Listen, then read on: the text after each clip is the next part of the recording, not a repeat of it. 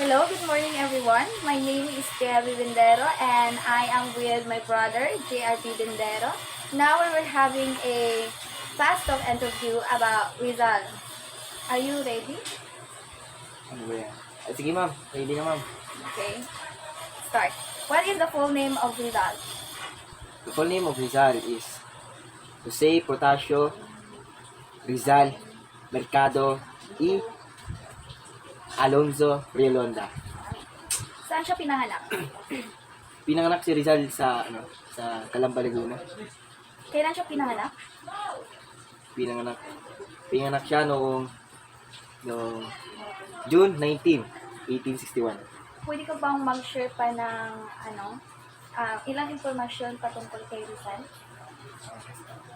Dati kasi akala ko talaga nung simula elementary, akala ko talaga si Rizal talaga yung pambansang bayani natin.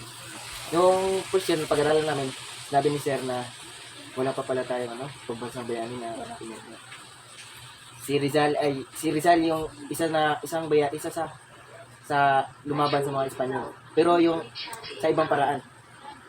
Gumamit siya ng papel at ballpen. Yung gumawa siya ng mga Yung gawa niyang No Limitang Oo, Here at yung- Filibusteros mo.